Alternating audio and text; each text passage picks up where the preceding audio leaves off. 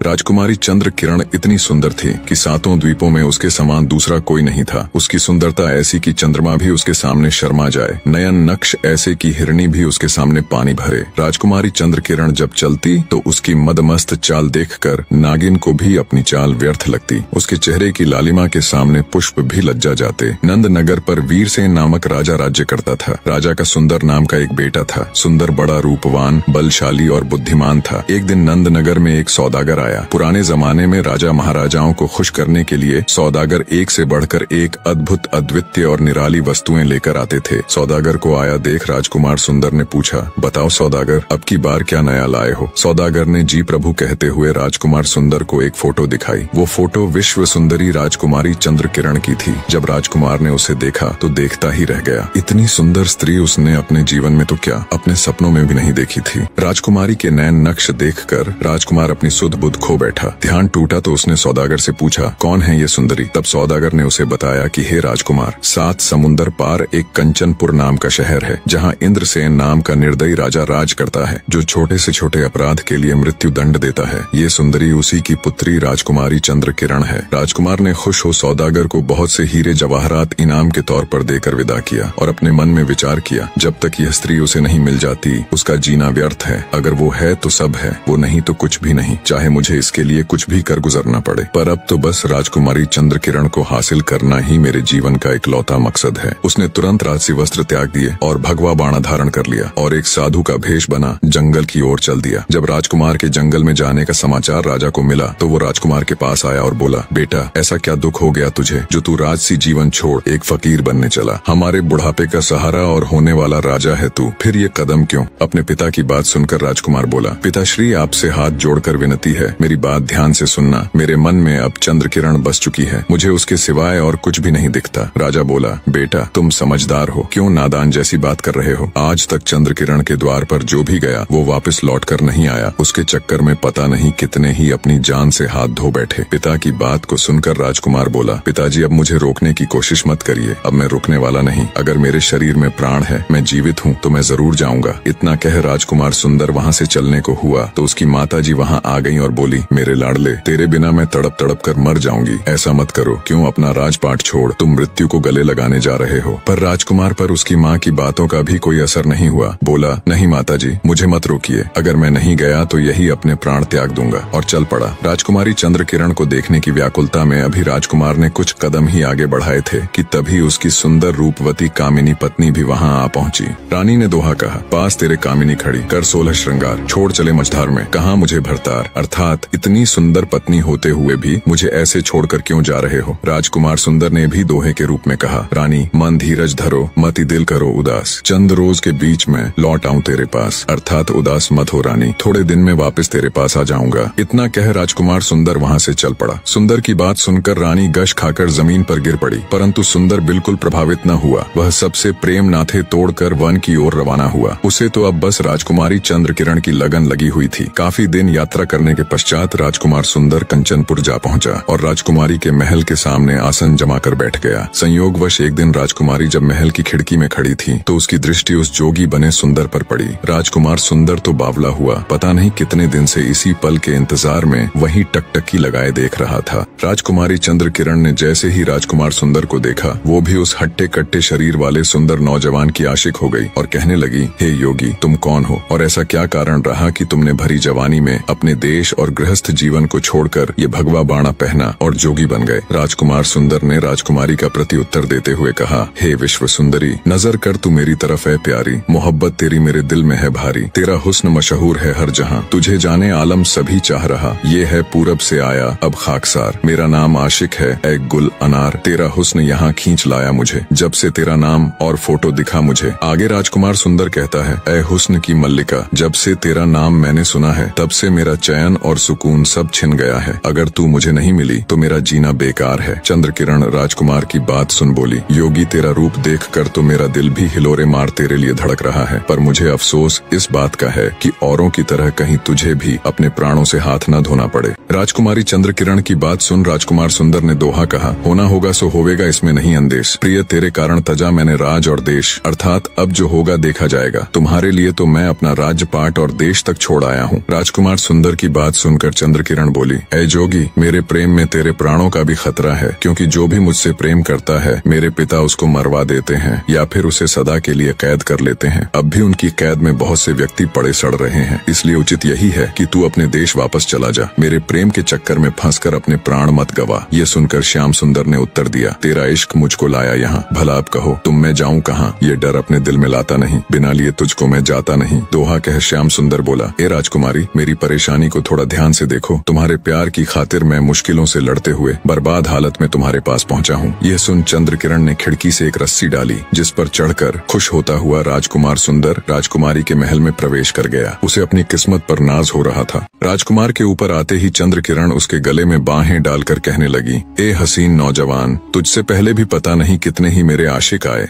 और मेरे पिता के दंड की भेंट चढ़ गए, कितने ही मौत के घाट उतार दिए गए, कितने ही जेलों में बंद पड़े हैं, पर पता नहीं क्यों न कभी किसी के लिए मेरे अंदर के जज्बात जागे और न ही उनकी सजा पर मेरा हृदय पसीजा। पर तुम्हारी बात कुछ और है, तुम उन सबसे अलग हो। तुम पहली नजर में ही मुझे भा गए। राजकुमारी चंद्रकिरण के मुख से अपने लिए इतनी प्रशंसा सुनकर राजकुमार सुंदर भी गदगद हो गया। उसे अपनी किस्मत पर यकीन नहीं हो रहा था कि राजकुमारी चंद्रकिरण उसे इतनी आसानी से मिल जाएगी। दोनों का इश्क परवान चढ़ने लगा। अब तो राजकुमार सुंदर ऐसे ही हर रात को राजकुमारी चंद्रकिरण के पास आता और सुबह होने के करीब होती तो रस्सी के सहारे उतरकर चुपचाप दबे पांव महल से चला जाता। कुछ दिन तो सब ठीक ठाक चलता रहा। दोनों रात में मिलते और प्रेम लाप करते। इस तरह दोनों को ऐशो आराम करते करते बहुत दिन बीत गए। पर फिर एक दिन रात के अंतिम पहर में जब राजकुमार सुंदर वापस जाने लगा तो कोतवाल ने उसे देख लिया और कहा, कौन है तू जो आधी रात को राजकुमारी के महल से आ रहा है?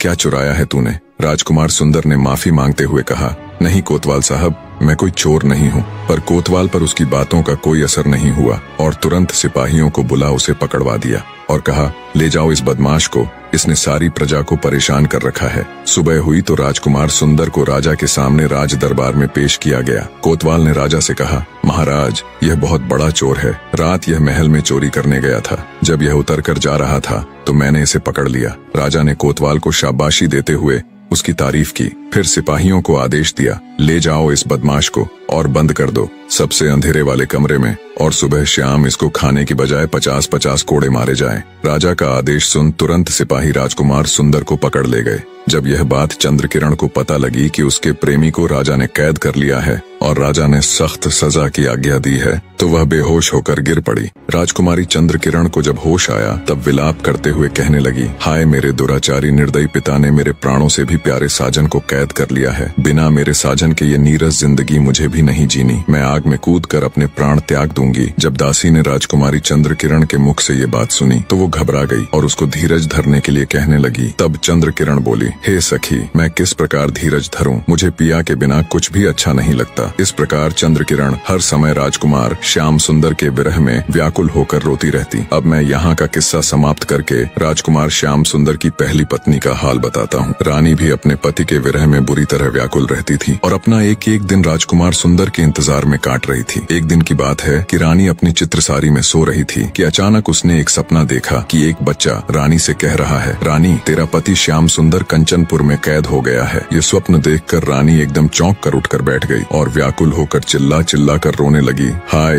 ये क्या हो गया? रोने की आवाज सुनकर दासियां दौड़ी हुई आईं और कहने लगी, क्या हुआ महारानी? ऐसे दहाड़े मार मार कर क्यों रो रही है? आपको क्या पीड़ा है? रानी घबरा कर बोली, मैं सो रही थी कि एक बच्चे ने आवाज दी और कहा कि तू यहाँ सो रही है, वहाँ तेरा पति कंचनपुर में कैद हो गया है। ऐ दासी, वह जल्दी आने का वचन देकर गए थे मगर अभी तक नहीं लौटे। ऐसा प्रतीत होता है कि वह अवश्य ही किसी विपत्ति में पड़ गए हैं और गिरफ्तार हो गए हैं। वो कंचनपुर के राजा की कैद में बड़ा मुश्किल समय काट रहे हैं। अब मुझे ही कुछ करना होगा। अपने पति की सहायता के लिए मैं जोगिन बनकर खुद कंचनपुर जाऊंगी। रानी की यह बात सुनकर उसकी दासी बोली, महारानी, आप दिन रात रो रो कर क्यों स्वयं को नष्ट कर रही हैं? आपने बस एक बुरा सपना देखा है। आपके पति कुशल पूर्वक हैं और जल्दी ही वे सही सलामत आपके पास लौट आएंगे। रानी बोली, नहीं दासी, वो सपना बिल्कुल सत्य है। मेरा दिल कह रहा है मैं अपने पति परमेश्वर को तलाश करने अवश्य जाऊंगी। मेरे पीछे से माँ पिताजी का अच्छे से ख्याल रखना। इतना कह रानी कंचनपुर जाने की तैयारी में लग गई। रानी ने अपने वस्त्र उतार दिए। शाही वस्त्रों के साथ सारा श्रृंगार जेवर भी उतार, भगवा वस्त्र पहन जोगन के भेष में आ गई। फिर हाथ में वीणा लेकर वह जंगल की ओर चल पड़ी। अपने पति की तलाश में निकली रानी बहुत दिनों तक शहरों जंगलों की खाक छानते छानते कंचनपुर जा पहुंची। वहां जाकर उसने लोगों से अपने पति का हाल पता किया तो लोगों ने बताया कि उसे तो राजा ने चोरी करने के अपराध में कैद कर लिया है। यह सुनकर रानी बहुत घबराई और सोचने लगी कि अब क्या उपाय करना चाहिए जिससे प्राणनाथ को स्वतंत्र कराया जा सके। कुछ सोच विचार कर जब रानी ने वहाँ के लोगों से राजा के बारे में पूछा कि राजा को किस चीज का शौक है, तब लोगों ने बताया कि राजा को संगीत सुनने का बहुत शौक है। यह सुनकर रानी के मन को धीरज बंधा, क्योंकि गायन विद्या में वह निपुण थी। अब रानी ने शहर के प्रमुख स्थानों पर जाकर गाना प्रारंभ कर दिया। थोड़े दिनों में ही वह प्रसिद्ध हो गई। एक दिन शाम के समय वह किसी उद्यान में खड़ी वीणा हाथ में लिए रागिनी अलापने लगी। वहाँ मौजूद भीड़ ने जोगन बनी रानी की खूब तारीफ की। जोगन जहाँ भी जाती उसकी मधुर वाणी और सुंदर शायरी से लोगों की भीड़ जमा हो जाती। लोग उसकी गायन विद्या की तारीफ करते नहीं थकते। उड़ते उड़ते जोगन की प्रशंसा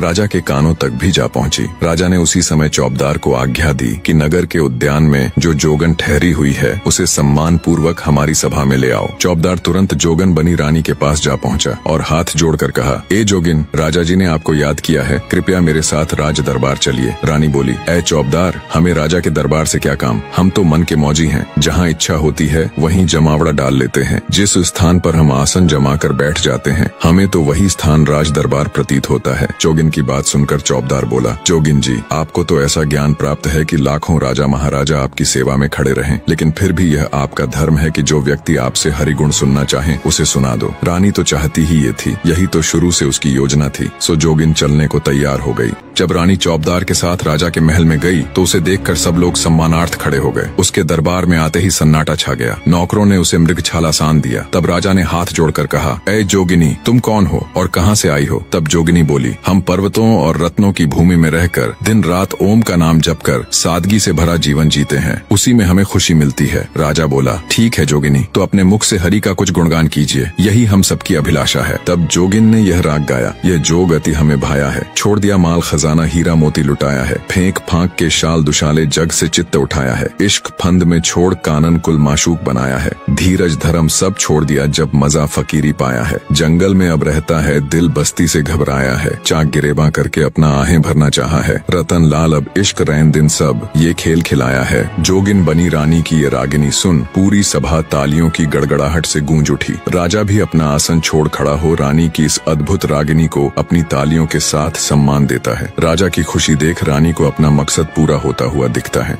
जोगिन का राग सुन राजा खुश हो जोगिन से कहता है, जोगिन, तुम्हारा राग सुनकर बेहद खुशी हुई। बहुत दिनों के बाद मेरा दिल इतना खुश हुआ है। मांगो जो भी तुम मांगना चाहो, आज मेरा हृदय बहुत खुश है। तुम जो भी मांगोगी मैं अवश्य दूंगा। ये सुनकर जोगिन ने कहा, हे राजा, मेरा पति तुम्हारी बेटी चंद्रकिरण के प्रेम में फंसकर यहाँ आया और तुमने उसे कैद कर लिया है। मैं उसको मांगती हूँ कि तुम उसे छोड़ दो और अपनी बेटी चंद्रकिरण की शादी उसके साथ कर दो। राजा वचनबद्ध हो चुका था। पुराने समय में वचन से बढ़कर कुछ नहीं होता था। अतः राजा ने जोगिन की बात मान ली। उसने सुंदर को स्वतंत्र कर दिया और अपनी बेटी चंद्रकिरण की शादी उसके साथ कर दी। राजकुमारी चंद्रकिरण की खुशी का कोई ठिकाना नहीं था। राजकुमार श्याम सुंदर अपनी पहली पत्नी के पैरों में गिरकर उससे माफी मांगता है और कहता है, हे रानी, मुझे नहीं पता था तुम मुझसे इस कदर प्रेम करती हो कि सब कुछ छोड़ छाड़ कर 7 समुंदर पार इतनी मुसीबतें झेलते हुए मुझे आजाद कराने आओगी। जब तक मेरे शरीर में सांसें हैं मैं तेरा ऋणी रहूंगा। बड़े हृदय वाली रानी राजकुमार सुंदर को माफ कर देती है और राजकुमारी चंद्रकिरण को अपनी छोटी बहन के रूप में स्वीकार कर लेती है। तीनों राजा से विदा ले